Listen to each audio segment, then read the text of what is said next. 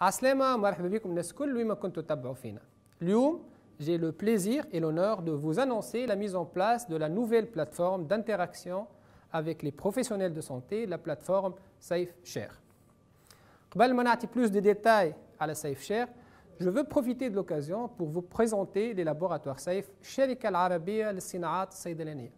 SAFE, c'est un laboratoire tunisien qui a été fondé en 1992 et qui, après 30 ans d'existence, passe à un groupe multinational composé de 4 entités.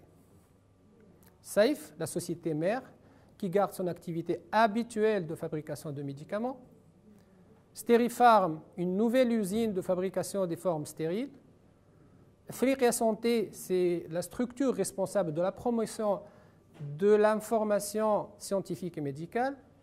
Safe Ivoire, c'est une nouvelle usine de fabrication de médicaments et une plateforme de distribution pour l'Afrique subsaharienne qui est actuellement basée à Abidjan en Côte d'Ivoire. Cette évolution nous a amené également à changer de logo. Le logo de Safe Lyoum est sous forme d'une étoile et chaque branche de l'étoile désigne une entité du groupe SAFE. La signature de SAFE, SAFE, laboratoire pharmaceutique citoyen, définit la politique du groupe, celle de jouer un rôle majeur d'acteur de santé responsable et engagé. Pour nous parler de SafeShare, j'invite mon camarade Dr Mouaz Maalla, directeur médical des laboratoires SAFE, pour nous parler de la plateforme SafeShare. Marhaba, c'est Mouaz. Merci Mahdi. Effectivement, le laboratoire citoyen SAFE, qui a été créé en 1992, a pour mission la production et la commercialisation de médicaments. Et pour vision, le développement d'un partenariat avec les professionnels de la santé. Et ceci d'une manière durable, c'est-à-dire en favorisant l'accès au plus grand nombre à la santé. C'est quoi l'accès au plus grand nombre à la santé?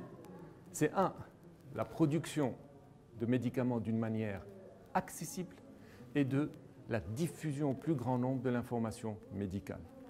C'est notre spécialité, c'est le gène du laboratoire citoyen SAFE.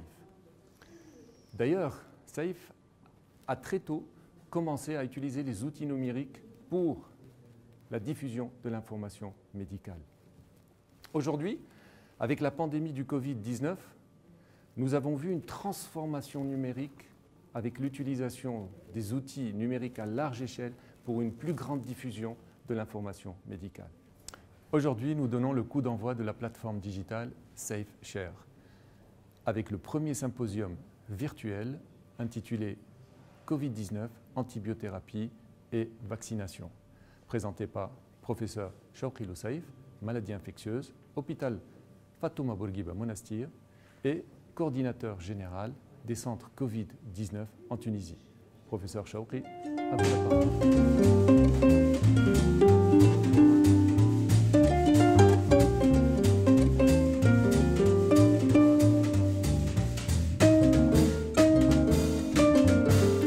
Chère assistance, merci les laboratoires SAFE, merci cher ami Mouaz.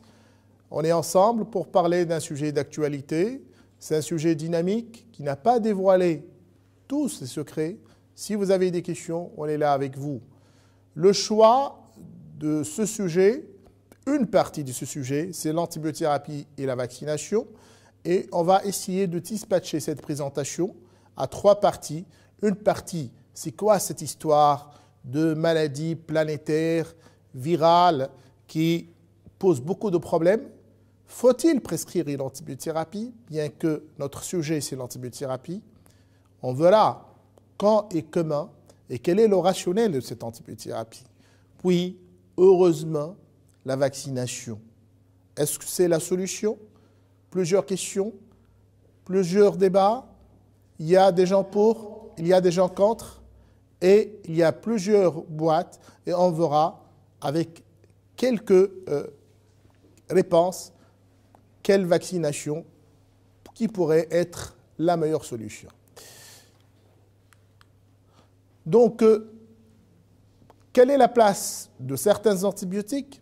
La famille des bêta-lactamines, pénicilline, céphalosporine, d'autant plus qu'il y a plusieurs papiers dans les littératures. Macrolide, oui ou non? Si on revient un petit peu à une année avec quelques mois, il y a des associations macrolides avec hydroxychloroquine, Raoult, oui, non, et avec des méta-analyses, les quinolones, quelle est leur place dans la prise en charge des patients suspects ou confirmés Covid. Revenons à cette petite histoire de Wuhan où tout a commencé avec probablement un animal qui serait derrière cette infection à potentiel épidémique, pandémique, planétaire. Puis, à notre stade, c'est une amplification, puis un passage humain, une augmentation du nombre de cas humains. Quand la réponse est tardive, c'est une courbe. Quand il y a un contrôle, et plus le contrôle est précoce, plus on a une courbe aplatie, et par conséquent, on a un afflux inférieur à la capacité du système de santé. C'est une autre explication de la genèse et les phases des épidémies. C'est classique, les épidémies virales, tout d'abord, y a-t-il un animal derrière? S'agit-il d'une zoonose? Transmission à l'homme? Adaptation à l'homme? Quelques cas sporadiques, plusieurs foyers au sein d'une région, Wuhan, Hubei, Pékin, la Chine, puis le virus commence à voyager. Comme nous vivons dans un monde qui est très rapide et un monde qui interagit, c'est tout à fait normal qu'à partir de la Chine, on a eu des métastases un peu partout et ce qu'on appelle donc une translation des problèmes internes, intra-chinois. Nous ne parlons pas du virus chinois, mais nous parlons de la genèse de l'épidémie vers d'autres régions du monde, les continents et la Tunisie. On est en train de vivre le petit cauchemar avec un nombre de plus en plus important qui ne reflète pas la réalité, mais avec un nombre de décès qui évolue en crescendo. Et là, c'est tout le problème. Parce que la Covid est une maladie qui tue. Quelle est la différence entre une détection précoce, une intervention précoce, une détection tardive égale une réponse tardive? Cette courbe en rouge et en vert illustre quand on est rapide et efficace, on peut gagner une grande partie de couleur verte. Quand la réponse elle est tardive, on aura une courbe avec beaucoup de cas. Donc l'enjeu sur le plan stratégique, national ou international, indépendamment du potentiel des pays, comment détecter précocement, tester, isoler. Il n'y a pas de traitement.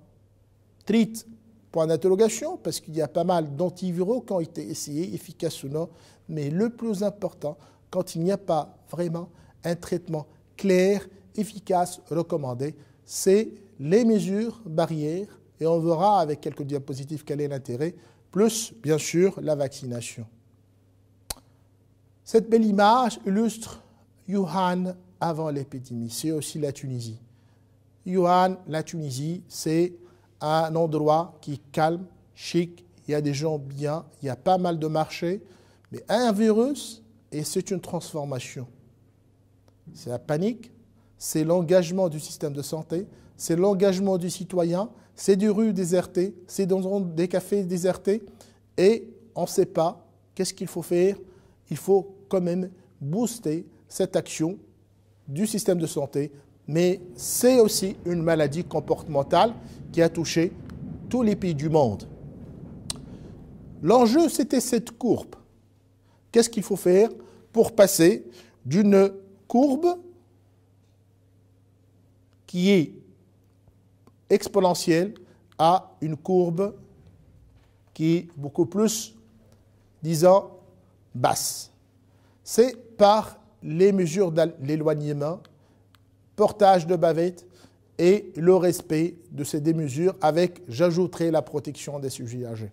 C'est clair, quand on a compris le virus, sur le plan épidémiologique, mode de transmission, on a compris qu'il s'agit d'une maladie comportementale et qu'il s'agit de mesures barrières devant un virus respiratoire. Parfois, il est méchant avec des conséquences graves. C'est clair, c'est des messages clés, c'est que porter ou ne pas porter de masque, il y a une grande différence sur l'évolution de trajectoire des courbes.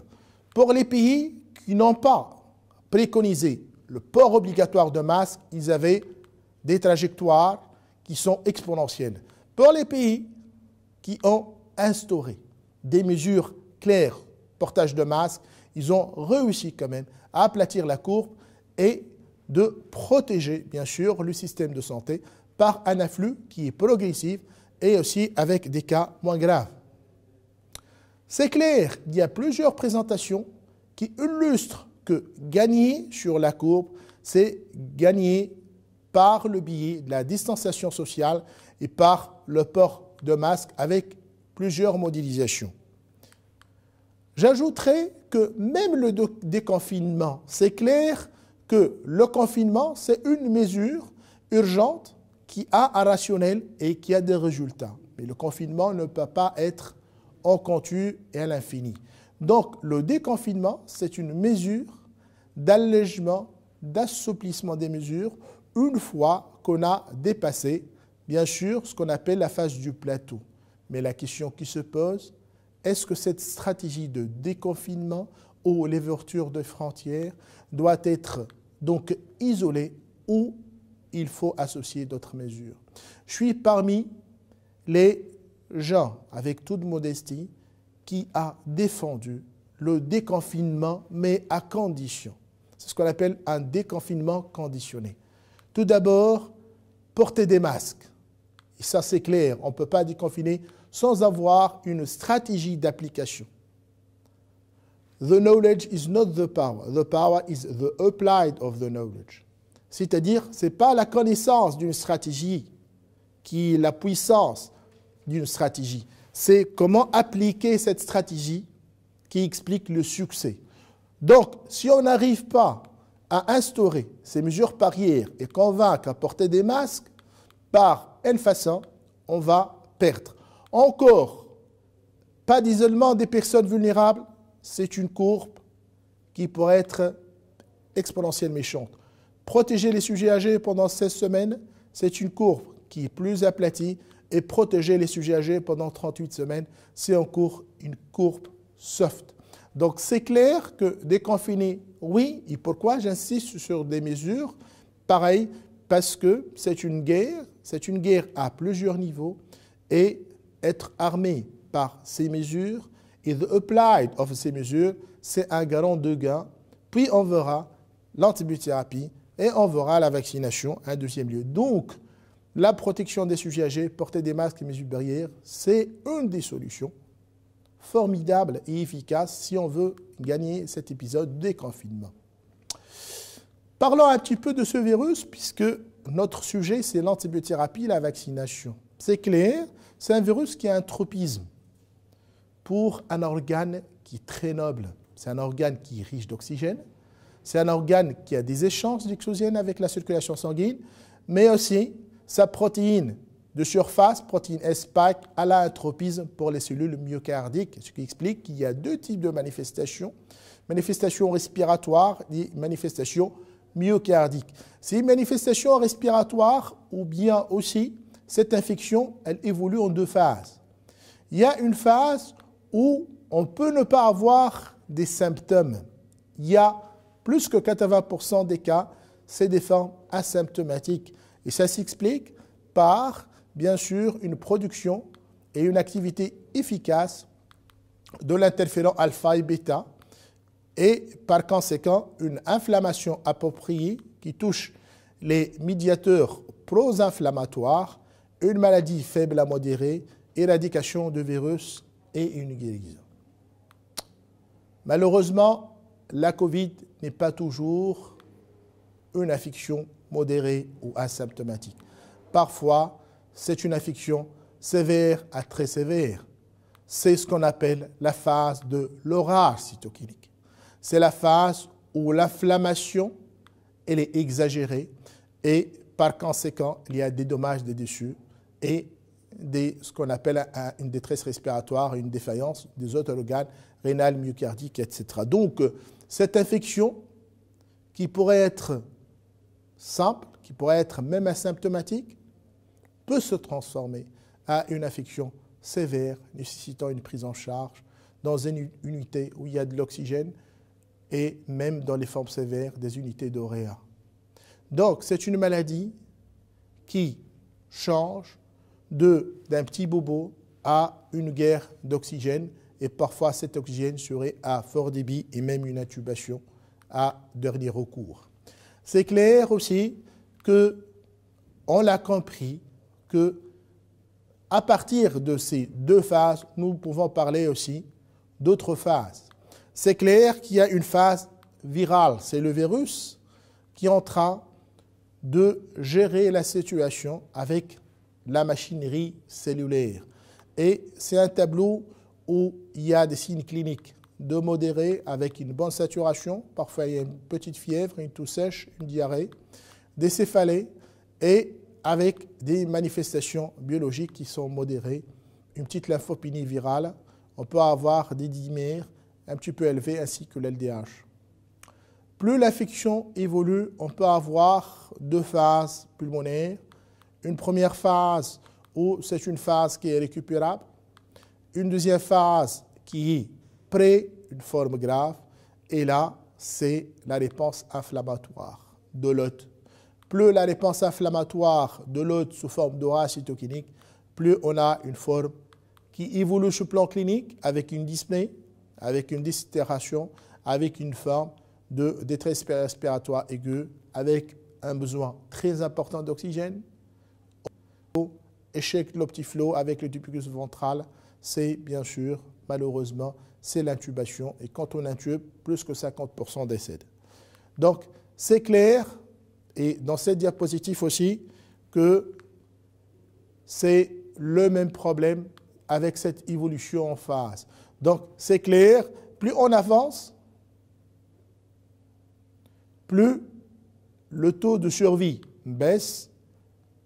Le plus important, ce n'est plus la charge virale. Même si la charge virale est importante, on a quand même dans la première phase une phase où une survie qui est importante. Il y a peu d'inflammation virale, mais la deuxième phase, c'est une phase virale par excellence. La charge virale n'est pas toujours élevée, mais avec un nombre de décès très important. Et c'est pendant cette phase, c'est l'intérêt de la prescription des antiviraux. On verra quel type d'antiviral qu'on a utilisé. C'est aussi les macrolides qui ont été utilisés, l'azithromycine ou autres macrolides, les cyclines, l'hydroxychloroquine, la corticothérapie qui a montré ses preuves dans la phase avancée. Il y a pas mal de papiers dans des revues prestigieuses. Et maintenant, la corticothérapie fait partie de la prescription donc, pour le malade. L'INIAS a identifié 5 formes. Une forme asymptomatique, PCR positif sans signe clinique, il n'y a pas d'intérêt de l'hospitalisation. Une forme post-symptomatique, c'est une petite toux avec malaise, donc c'est un syndrome pseudo-grippal.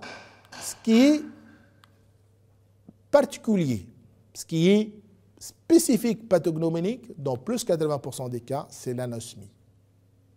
C'est l'anosmie, associée à l'agueusie avec une moindre fréquence. Dans cette forme, pas d'intérêt à l'hospitalisation. Il y a des formes mineures où c'est un tableau de pneumonie sans signe de sévérité et l'admission en médecine s'il y a une comorbidité associée. Sinon, c'est les formes modérées, ou c'est les formes avec dyspnée avec une désaturation, avec saturation inférieure à 94. Et là, c'est l'hospitalisation d'emblée, indépendamment de l'existence ou non de la comorbidité. Et les formes sévères, c'est une forme de détresse respiratoire et c'est une admission en réanimation. Antibiothérapie, oui ou non? Tout d'abord, prescrire un antibiotique suppose qu'il y a une infection bactérienne. Faut-il traiter une infection virale par des antibiotiques? C'est une des questions. Est-ce que l'intérêt d'une antibiothérapie dans les infections virales, c'est immunomodulatrice, son action ou autre? Et quand faut-il prescrire cette antibiothérapie? Donc, c'est plusieurs questions. J'attends après vos questions. Oui ou non? Si oui, pourquoi?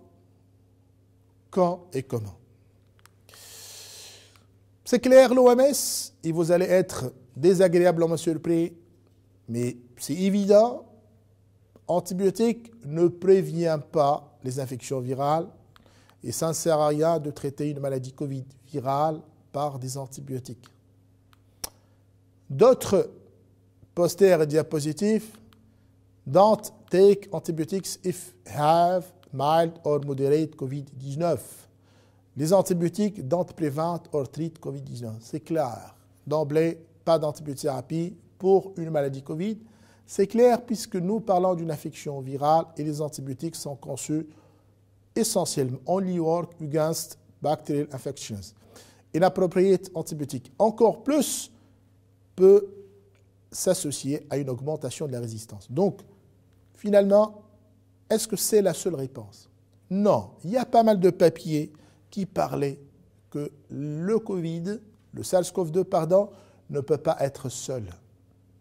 La possibilité de co-infection, c'est-à-dire un virus avec une bactérie, deux virus, deux bactéries avec un virus, la possibilité de surinfection bactérienne chez les patients hospitalisés pour Covid, dans une étude rétrospective, c'est clair qu'on peut avoir des bactéries qui s'associent. Donc, est-ce que l'antibiothérapie est indiquée? La réponse, oui, mais dans certaines situations. Et c'est toute la question. Le rationnel de la prescription, c'est à quel moment faut-il prescrire un traitement antibiotique efficace dont l'objectif est antibactérien. Nous parlons d'une antibiothérapie dont l'objectif, c'est antibactérien. C'est clair selon plusieurs études, et cette méta-analyse qui est très intéressante, qui a montré qu'on a une co-infection au stade de début de 3,5 et on a 14,3 d'infection qui est secondaire, de surinfection. Donc, l'infection au départ, quand on a une sémiologie en rapport avec la maladie Covid, elle est moins de 4%, mais un stade avancé pourrait être 14,3 et même plus. Cependant, ce qu'on a remarqué, qu'il y a une prescription très importante. Moi-même, j'ai vu 10 000 Covid, 10 000 de cas Covid. Je suis aussi un prescripteur d'antibiothérapie, bien que souvent cette antibiothérapie n'a pas de rationnel.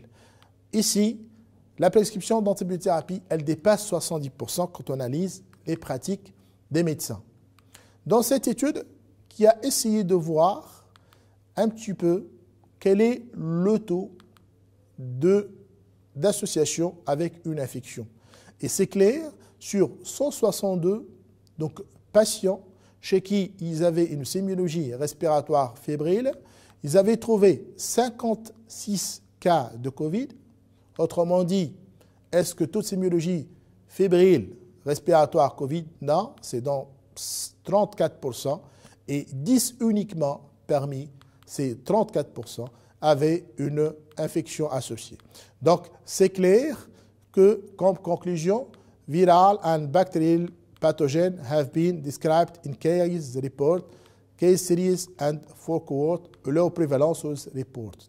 Autrement dit, la conclusion, c'est que l'association d'un autre virus avec le SARS-CoV-2 d'une autre bactérie est faible, surtout dans les formes modérées, et le taux ne dépasse pas 6,5. Donc, cette étude, elle est dans le même sens avec l'autre méta-analyse qui a montré que le taux, elle est en moyenne de 3,5%. Quels sont les germes qui peuvent s'associer? On a dit que la COVID, à son début dans sa forme modérée, il n'y a pas assez de surinfection où il n'y a pas assez de co-infection pour parler d'antibiothérapie. Mais à un stade avancé, la surinfection, elle peut arriver jusqu'à 14% et même plus, surtout pour les malades d'ORIA. Donc, il y a ce qu'on appelle la surinfection pour les infections SARS-CoV-2 sur un parenchyme qui est malade.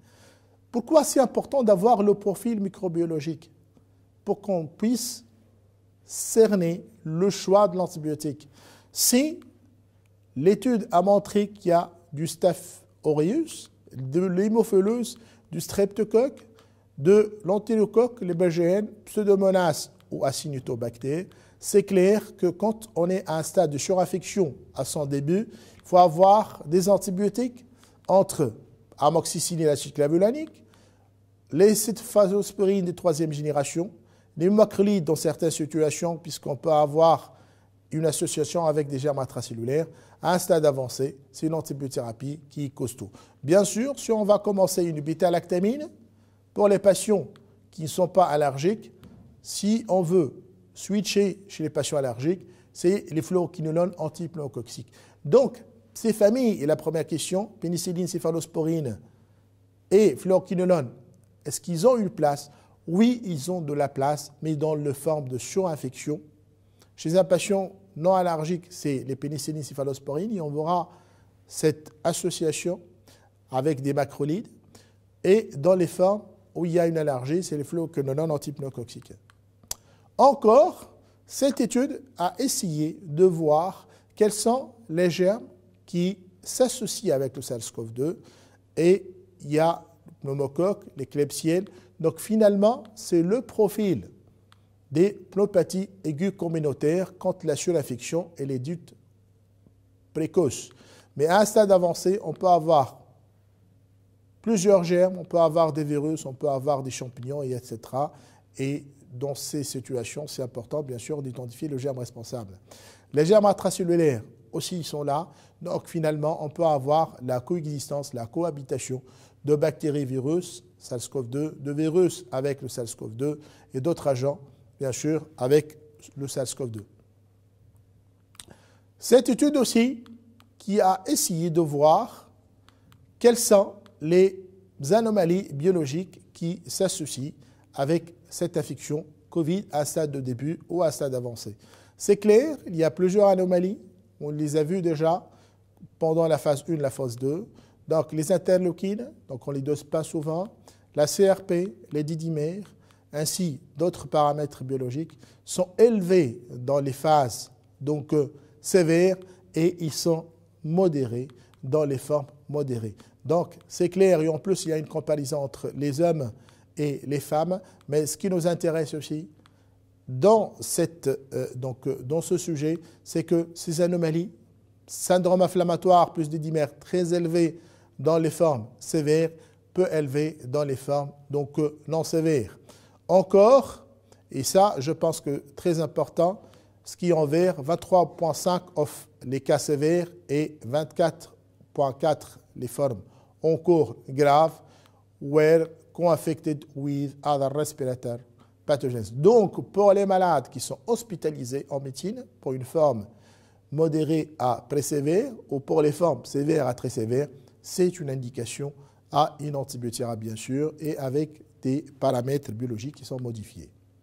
Encore, cette diapositive qui montre aussi que le nombre de germes associés augmente des formes sévères aux formes critiques. Donc, c'est important, bien sûr, d'en tenir compte des formes chez qui on associe l'antibiothérapie. Ce travail est aussi très intéressant puisque nous cherchons quels sont les agents de co-infection. C'est mycoplasme, donc bonjour les macrolides, Staphylococcus aureus, donc amoxicilline acéclavulinique pourrait être une solution. Légionnelle, c'est les macrolides. Pneumocoque, c'est les pénicillines et céphalosporines. Fluoroquinolone antipneumococcique, bien sûr, s'il y a une allergie. L'hémophilus, Klebsiella bgn. Donc finalement, c'est les germes des pneumopathies aiguës communautaires. Donc on peut en déduire à ce stade, quand on a une pneumonie aiguë communautaire, Covid ou non Covid, commencer par une antibiothérapie qui est recommandée par les sociétés savantes françaises, pulmonaires et infectieuses, ou même les sociétés savantes américaines, si le diagnostic est Covid après une PCR ou test rapide, c'est clair, si c'est une forme modérée, nous arrêtons l'antibiothérapie. Si la forme est sévère, là, c'est l'indication de l'antibiothérapie. Donc, j'ai essayé de choisir une revue de la littérature, c'est très intéressant aussi. C'est cette méta-analyse avec 24 études sur un nombre important de patients, 3338, et pour voir quelle est l'estimation de la surinfection. La proportion générale des patients ayant une Covid, une infection bactérienne, était de 6,9. Donc, une infection bactérienne, en cas de maladie Covid, n'y a pas une proportion très importante au début. Donc, il n'y a pas d'intérêt d'une antibiothérapie à ce début. L'infection bactérienne était plus courante parmi les patients qui sont gravement malades. Un patient qui est grave, qui est hospitalisé, oui, antibiothérapie. Un patient qui présente un syndrome pseudo-grippal avec une maladie Covid confirmée, pas d'indication d'antibiothérapie. C'est ce qu'on peut en déduire de ces différentes études à l'échelle internationale. Là, je suis devant un malade qui a une pneumonie. Covid-19 ou non Covid-19, la procalcitoline, c'est un bon élément distinctif. Si la procalcitoline est élevée, donc probablement c'est une co-infection bactérienne, et si la PCT qui est faible, donc probablement c'est une pneumonie uniquement virale, il n'y a pas d'indication d'une antibiothérapie. C'est clair aussi, cette diapositive qui montre qu'on peut avoir des virus et des germes intracellulaires qui s'associent avec SARS-CoV-2. Encore cette diapositive qui a donc inclus plusieurs centres hospitaliers. Donc la prescription d'une antibiothérapie était notée dans 56,6%. Donc on prescrit beaucoup d'antibiothérapie, alors que c'est clair, pendant la phase aiguë, l'infection bactérienne est de l'ordre de 3,5%. D'où l'intérêt, bien sûr, de l'intervention d'un stewardship, c'est-à-dire l'expert spécialiste en antibiothérapie, au moins, ne pas prescrire l'antibiothérapie à un stade de début d'une maladie Covid, parce que quand même, on peut perdre cette antibiothérapie. C'est clair que jusqu'à maintenant, et c'est une publication d'une Clinical Infection Disease en 2020, donc c'est une revue prestigieuse, nous sommes des grands prescripteurs d'antibiothérapie dans la maladie Covid à son stade de début, alors que souvent il n'y a pas d'intérêt. Adieu ce grand monsieur, adieu Trump. Pourquoi c'est important de mentionner cette diapositive?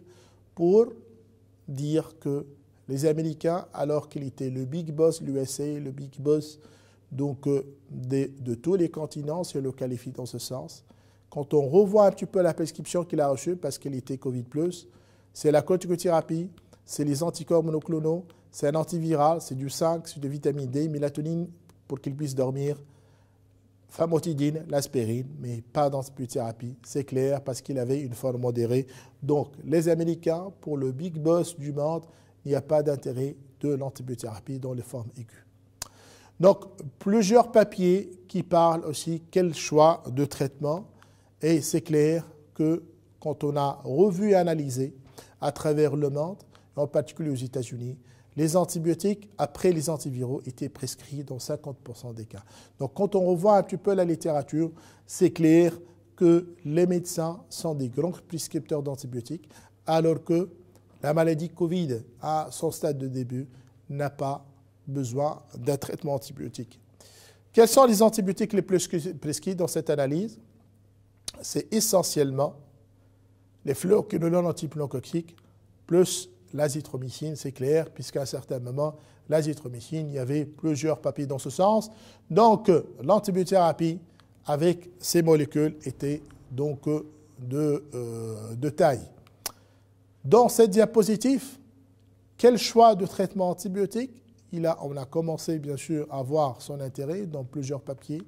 C'est les céphalosporides de 3e génération pour les formes présévères, pour les formes avancées, et pour les formes très sévères d'uréa, c'est un traitement anti-pyocianique et anti-acinetobactère qui serait le traitement antibiotique de référence, bien sûr, avec des images scanographiques qui montrent des surinfections à plusieurs stades. Et c'est clair qu'il y a plusieurs paramètres qui sont très importants. C'est la saturation d'oxygène, l'évolution de la CRP en fonction et l'évolution de la température. Donc, c'est clair, pour les patients confirmés Covid, et ça, c'est un des messages à haute valeur pédagogique. The highlights. Pour les patients maladie Covid, l'antibiothérapie n'est pas nécessaire. C'est clair, c'est à travers le monde, c'est un peu partout. La surinfection bactérienne, elle est rare.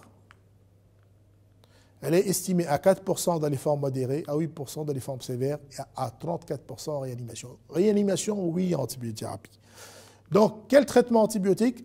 C'est clair que l'INIAS a montré à travers une expertise de plusieurs experts en infectiologie, en pneumologie et d'autres intervenants, qu'une antibiothérapie probabiliste sera prescrite visant les bactéries communautaires. On assurera pétalactamine avec un macrolide. Et là, c'est pour les pneumopathies hypoxémiantes en attendant la confirmation virologique du diagnostic Covid. Parmi les pétalactamines, les céphalosporines ou bien l'association amoxicilline acétylclavulinique. Donc, ne pas changer notre approche thérapeutique quand on n'a pas de diagnostic Covid. Si c'est Covid, c'est autre chose. Parmi les macrolides, il y a la clarithromycine, il y a l'érythromycine, il y a aussi l'azithromycine. En présence d'allergie, c'est la levofloxacine à double dose ou bien sûr les glycopeptides. Et là, le choix le plus simple, c'est la teicoplaline. La durée, c'est toujours la question. L'antibiothérapie est arrêtée si le patient est confirmé Covid-19 avec une forme qui est modérée, non sévère. Ne pas dépasser 7 jours. Un tableau typique de pneumopathie bactérienne aiguë communautaire fait discuter le diagnostic, bien sûr, de Covid. Et la durée doit être consensuelle, comme dans le cas des pneumopathies aiguës communautaires, donc, et ce qui est recommandé dans les sociétés françaises, les sociétés tunisiennes, les sociétés américaines. C'est important de voir ce papier, sous forme de diapositive que je l'ai prescrit. Donc, le Conseil de la santé publique, c'est clair, recommande de ne pas prescrire d'antibiotiques chez un patient Covid-19 confirmé en dehors de la présence d'un autre foyer infectieux documenté. Donc, c'est les mêmes conclusions. Pas d'antibiothérapie quand c'est une Covid à sa phase virale. Quand il y a l'aura cytokinique sur infection, oui pour la corticothérapie. Je vais m'arrêter maintenant pour écouter vos questions, puis nous allons passer au deuxième chapitre de la vaccination. Cette course à la vaccination, quel risque, quel avantage? Nous revenons d'ici si vous avez des questions.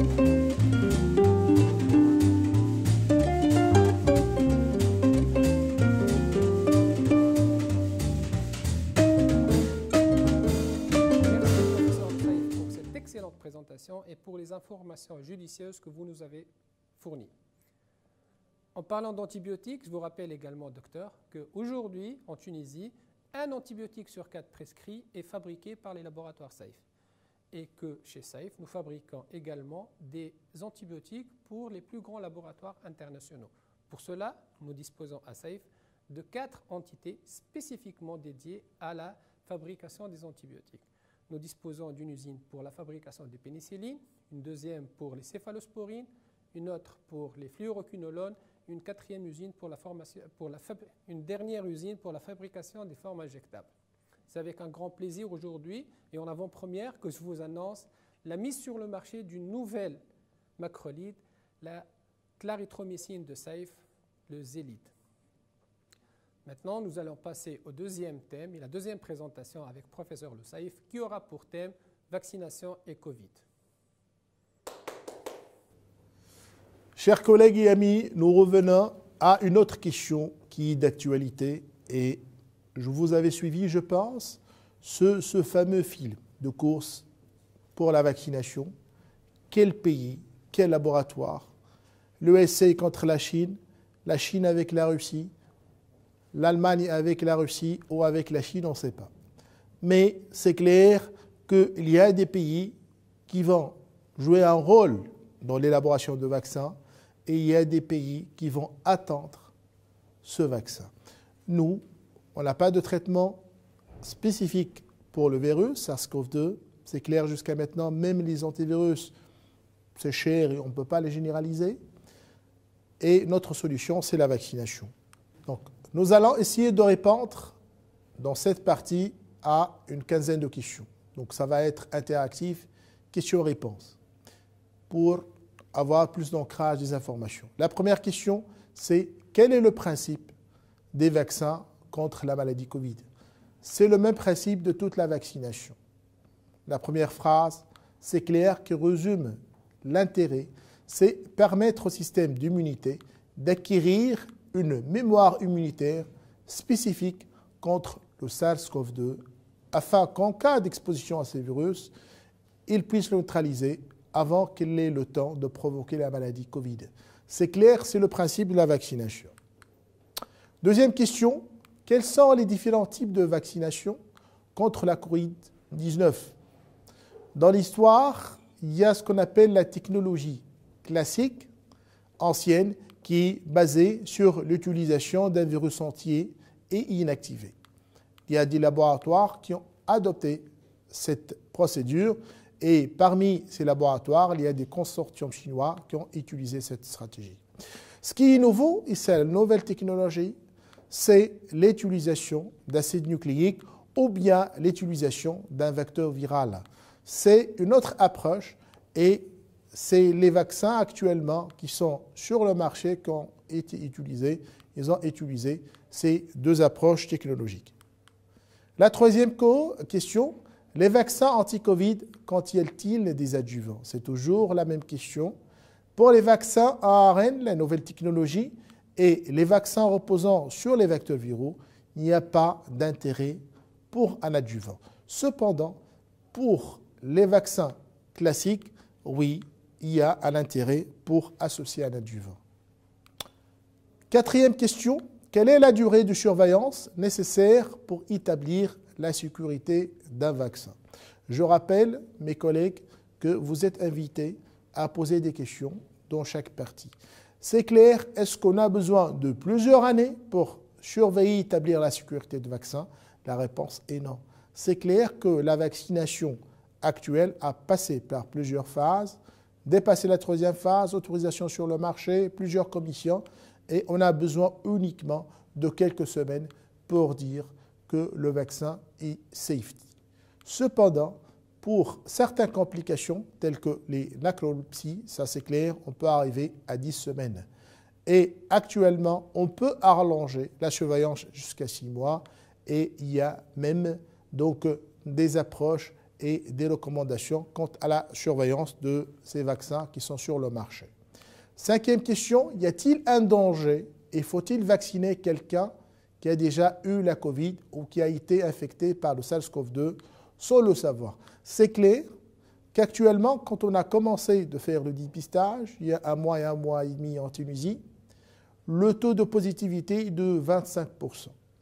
Et c'est clair, selon les estimations, 40 voire 50% des Tunisiens ont eu déjà un contact avec la maladie Covid.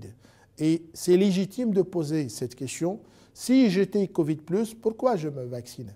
La réponse est claire, c'est que les papiers et même donc les recommandations en particulier de l'Haute Autorité de Santé en France n'excluent pas les patients qui ont été Covid ou Covid probable de la vaccination. C'est clair.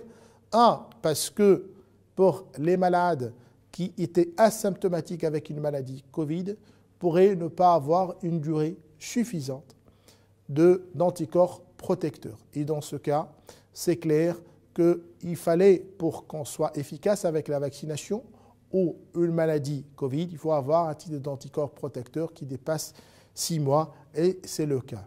Donc, se vacciner ou non quand on a contracté le Covid, il n'y a pas de contre-indication de se vacciner, bien sûr, quand on a contracté une maladie Covid.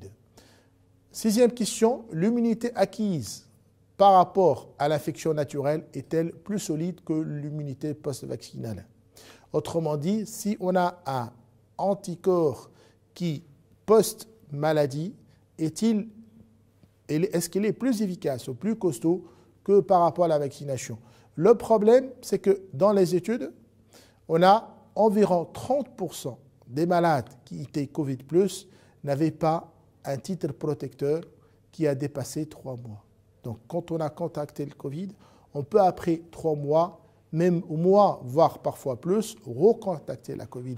Donc, c'est clair que l'immunité acquise par la vaccination, elle a une durée plus importante qu'une maladie Covid dans sa forme modérée. Cependant, quand on a développé une forme grave avec une hospitalisation en réa ou dans un service de médecine avec un besoin d'oxygène, le taux d'anticorps protecteur pourrait arriver jusqu'à 6 mois.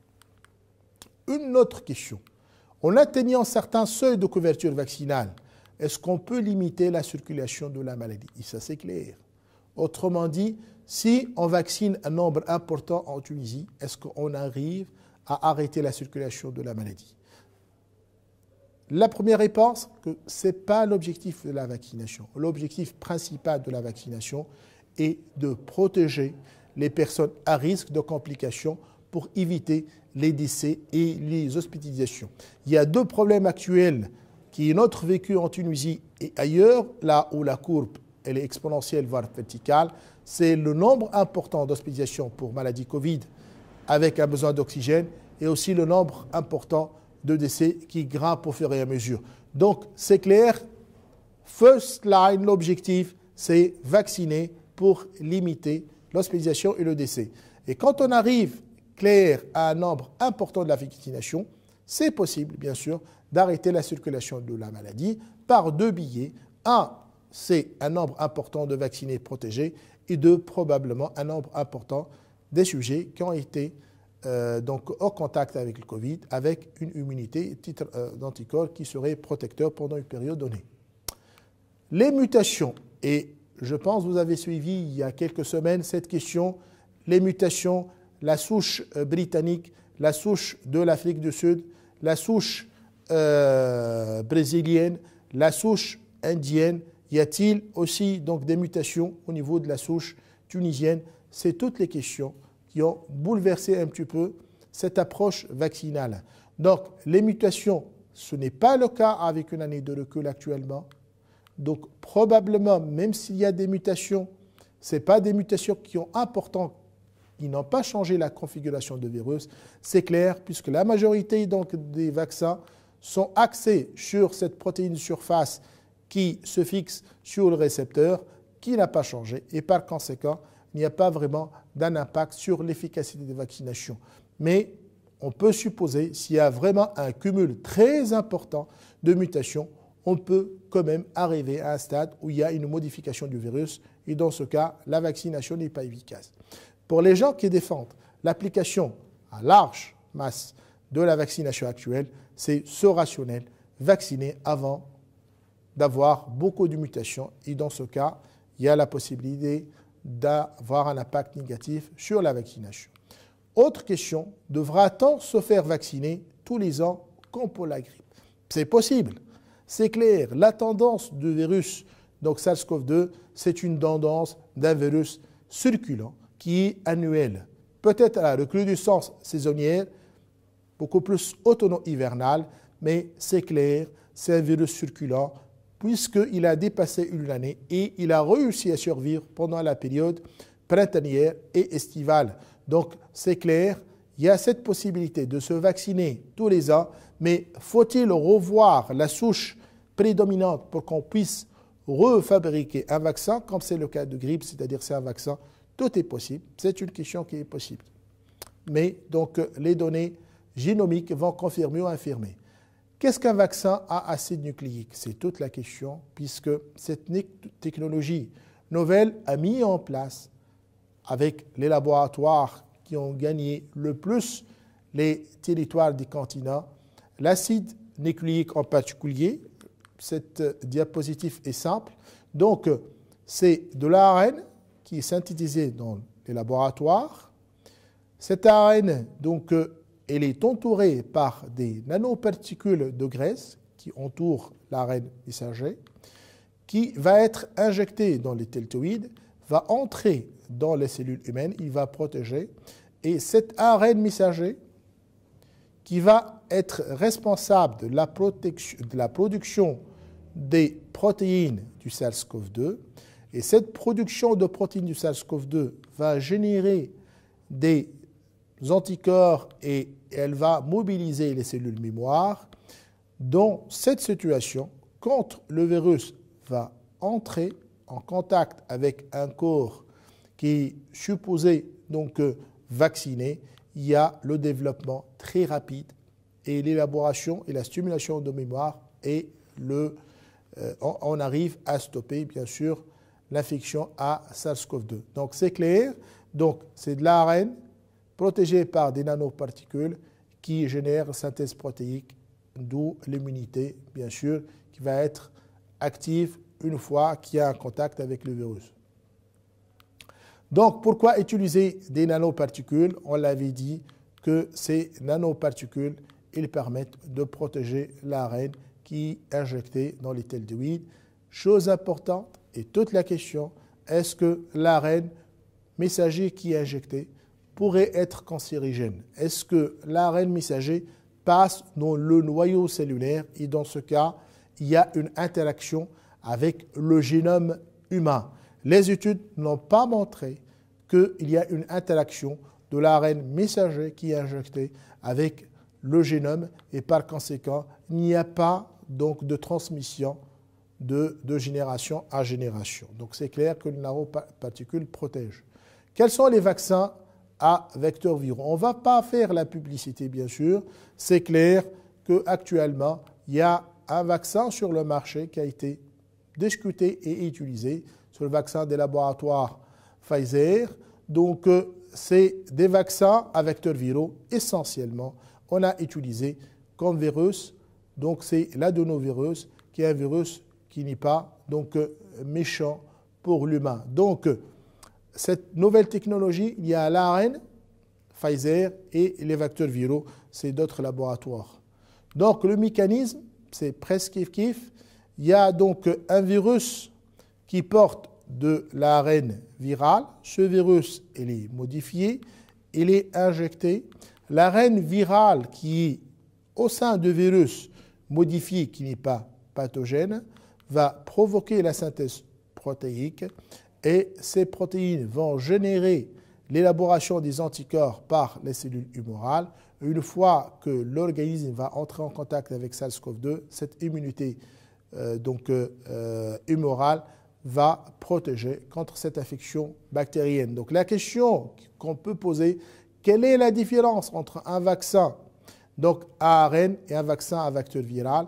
Vaccin à ARN, donc c'est un vaccin qui est protégé par des nanoparticules et injecté au niveau donc, de l'organisme, alors que pour le vecteur donc, viral, c'est lui qui va porter l'ARN viral et qui serait derrière la genèse des protéines qui vont générer et élaborer une immunité humorale protectrice. Donc, je vous ai dit déjà que c'est les adénovirus humains et non humains qui ont utilisé comme donc, porteurs. Actuellement, vous avez, je pense, suivi le dernier papier de Lancet et quant à ce vaccin russe, c'est clair que ce vaccin Sputnik 5 est aussi efficace avec une efficacité qui peut atteindre 94 jusqu'à 95%. Donc c'est clair, actuellement, les virus avec les nouvelles technologies, que ce soit les virus à ARN ou bien les virus avec des vecteurs viraux, ce sont des vaccins qui sont très efficaces avec bien sûr des modes de conservation qui sont différents. Les femmes enceintes peuvent-elles se faire vacciner? Ce qui est donc rassurant que les femmes enceintes peuvent être vaccinées par donc, ces nouvelles machineries vaccinales et heureusement aussi que pour la maladie Covid, elle n'est pas grave chez la femme enceinte. On n'a pas montré, contrairement à H1N1, que les formes de la maladie Covid chez la femme enceinte, c'est des formes plus graves. Donc, les premières études de l'effet tératogène sur les animaux montrent l'absence, et ça c'est important, de développement embryonnaire et fœtal et l'absence d'effet sur la reproduction. Donc, rassurer les femmes enceintes qu'ils peuvent se vacciner avec les vaccins disponibles actuellement. Les femmes qui allaitent peuvent-elles se faire se vacciner? Il n'existe pas de données sur la sécurité des vaccins 19 chez les femmes qui allaitent ou sur les effets des vaccins à ARN chez le nourrisson allaité. Par conséquent, ils ne sont pas considérés comme un risque pour le nourrisson allaité. Et encore, notre autorité, la HAS, ne recommande pas la vaccination en cours d'allaitement pour le moment. Ça n'empêche, les CDC, une femme qui allaite, qui fait partie du groupe ciblé par la vaccination, peut choisir de se faire vacciner ou non. Donc, les données de la littérature ne contre-indiquent pas la vaccination en cas d'allaitement. Encore une question. Quel délai est respecté entre un antécédent de Covid et la vaccination? C'est clair, il ne faut pas s'attendre. Donc, et déjà, on a répondu à cette question. Il apparaît que la réinfection est très peu fréquente avec la Covid. Donc, d'après ma petite expérience, on a sur 10 000 Covid que j'ai suivis, la réinfection n'est pas fréquente. Chez ces malades, on a fait donc une étude génomique et ils peuvent bien sûr se vacciner sans problème avec un délai qui pourrait être de 90 jours dans certaines situations. Quel délai respecter entre les deux injections de vaccins, Pfizer et Moderna? Donc, Pfizer, c'est USA avec donc l'Allemagne. Moderna, c'est un petit peu donc l'USA. Donc, ce qui est recommandé, il y a un schéma de 2 doses espacées de 21 jours et deuxième schéma, c'est 2 doses espacées de 28 jours. Donc, la différence, on verra, c'est la conservation. Et donc, quel est le vaccin prioritaire? Actuellement, on a sur le marché, on a un recul, on a une idée. En Israël, il y a un papier qui est sorti, reste à revoir, bien sûr, avec plus de détails, ce que la vaccination a permis de réduire le nombre d'hospitalisations et en particulier le nombre de décès chez les sujets âgés. L'efficacité des vaccins, donc, elle est presque comparable. Donc, vaccin, donc Moderna, par rapport au vaccin donc, associé USA-Allemagne, par rapport au vaccin russe, donc c'est un taux qui est supérieur à 90%. Donc, c'est un taux qui est très intéressant pour défendre, bien sûr, la vaccination à large masse. C'est un petit peu la répartition de la vaccination en fonction des continents. Chaque continent a fait son choix. Les Chinois, c'est la Chine. Les Russes, c'est le vaccin russe. Pour les autres pays, c'est en fonction de la disponibilité. La Tunisie, bien sûr, à travers COVAX et à travers d'autres aussi accords, il y a un vaccin, voire 2, voire 3 vaccins qui sont sur le marché. Le plus important, c'est l'intérêt, bien sûr, du citoyen tunisien et de réduire le nombre d'hospitalisations et réduire le nombre de décès qui, d'après les chiffres d'hier, ce nombre de décès, il a dépassé la barre de 7000 décès. Espérons ne pas arriver, ne pas arriver à 10 000 décès. Donc là, je vous écoute. Si vous avez des questions, n'hésitez pas à les poser sur les 3 parties quant à cette approche épidémiologique de la maladie Covid. Pourquoi se protéger par les mesures barrières? Pourquoi protéger les sujets âgés? Quelle antibiothérapie et quand et comment? Et la vaccination pour ou contre? Sinon, quel type de vaccin qu'on va instaurer chez la femme enceinte, chez la femme allaitante, quand on a contracté le virus, quand et comment? Et est-ce qu'on doit avoir peur de ces nouvelles technologies vaccinales? Non, vaccin ARN, c'est un vaccin qui a montré après un recul qu'il n'y a pas d'effet secondaire grave. Et vaccin avec vecteur viral aussi avec une efficacité qui dépasse 90%. Merci chers collègues pour le suivi de ce débat. Merci aussi pour vos questions, elles étaient nombreuses. On ne va pas répondre à toutes les questions qui ont dépassé 15 questions. On va se limiter à 6 questions et on va essayer de vous répondre, bien sûr, en fonction de la pertinence de chaque question.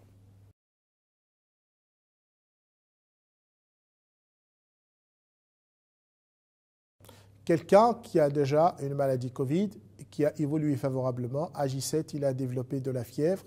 Faut-il changer notre prescription, d'autant plus qu'il n'y a pas d'aggravation? C'est clair, il y a 2 possibilités.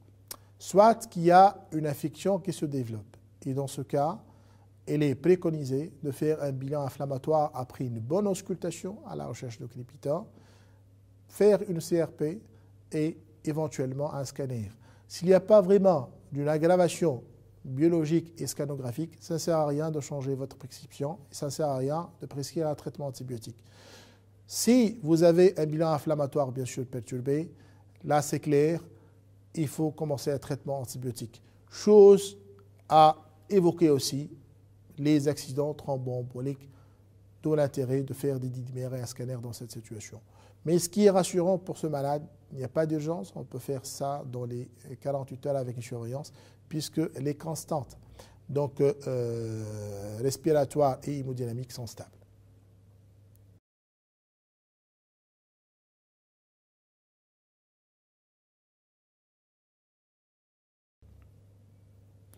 On a montré déjà que la co-infection avec le SARS-CoV-2 est de 3,5 et la surinfection, elle ne dépasse pas donc 10%. Sauf dans les formes graves, là, la surinfection est importante. Dans ce cas, la réponse est de ne pas prescrire un traitement antibiotique à la phase aiguë virale d'une maladie Covid qui est confirmée, sauf si vous avez bien sûr une infection documentée cliniquement, biologiquement et morphologiquement.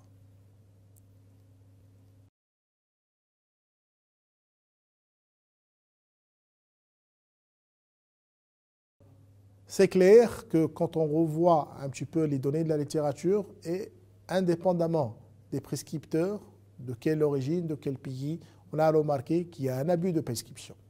Et c'est une prescription inutile, et même d'où l'intérêt d'avoir le recours à un stewardship, c'est-à-dire un expert en antibiothérapie pour avis.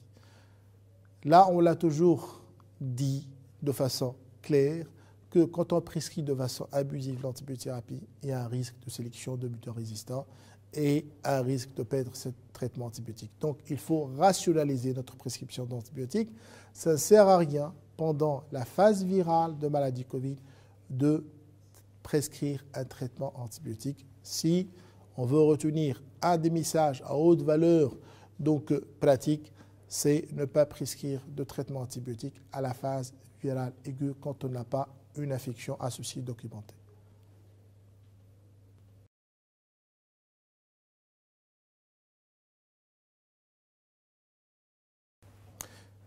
On a dit que l'objectif de la vaccination, c'est de permettre à notre organisme de développer une immunité qui est durable et protectrice. Donc l'objectif, c'est clair, c'est de se protéger contre l'infection. Et c'est possible quand on généralise la vaccination à un nombre qui est très important, avec le nombre supposé qui a contracté, bien sûr, l'infection virale, on peut stopper la circulation des virus.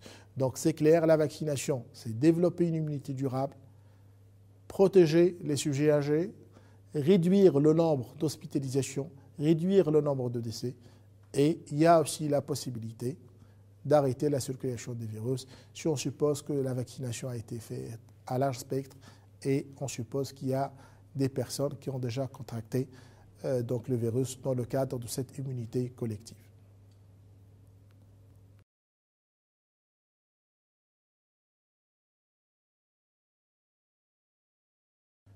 C'est clair, on a montré que SARS-CoV-2 peut cohabiter avec d'autres virus. Pendant la période donc, automno-hivernale, on peut avoir les virus de la grippe, on peut avoir le virus respiratoire syncytial chez les enfants, on peut avoir des adénovirus, on peut avoir des rhinovirus. Donc il y a pas mal de virus qui peuvent cohabiter pendant cette période avec le virus donc SARS-CoV-2. Et encore, on peut avoir la cohabitation, la co-infection avec des germes intracellulaires et on peut avoir des germes de surinfection comme Staphylococcus aureus, les bacilles à Gram négatifs, pneumocoques et autres germes donc apéogènes.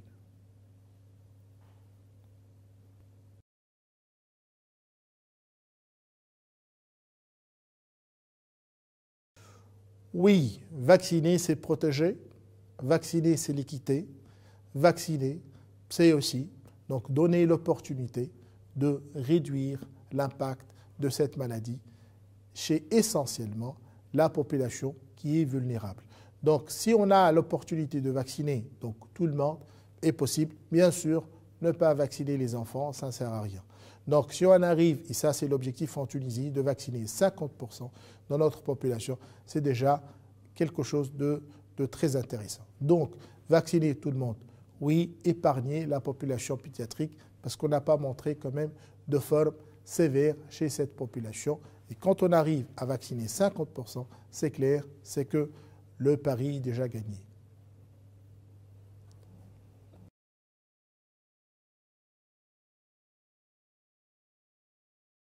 Pour la vaccination anti-SARS-CoV-2, c'est clair, on a vécu à une nouvelle approche, une nouvelle technologie.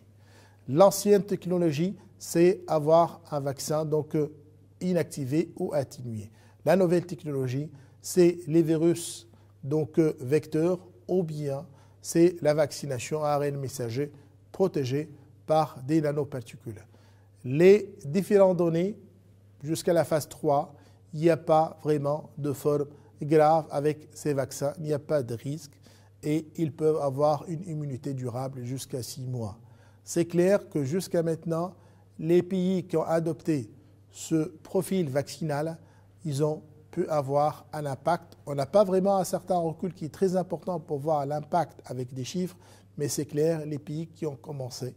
Et même il y a des pays qui ont obligé leurs citoyens à se vacciner. C'est clair, parce qu'on a quand même un recul qui n'est pas très important, mais c'est un recul qui est suffisant sur le plan scientifique pour dire que le vaccin ARN actuellement, c'est un vaccin qui est efficace pour l'acquisition d'immunité et pour lutter, bien sûr, lutter sur le nombre important d'hospitalisations et le nombre de décès chez la population vulnérable, en particulier les sujets âgés et les sujets porteurs d'une maladie chronique, cardiaque, respiratoire, rénale, obésité ou autre.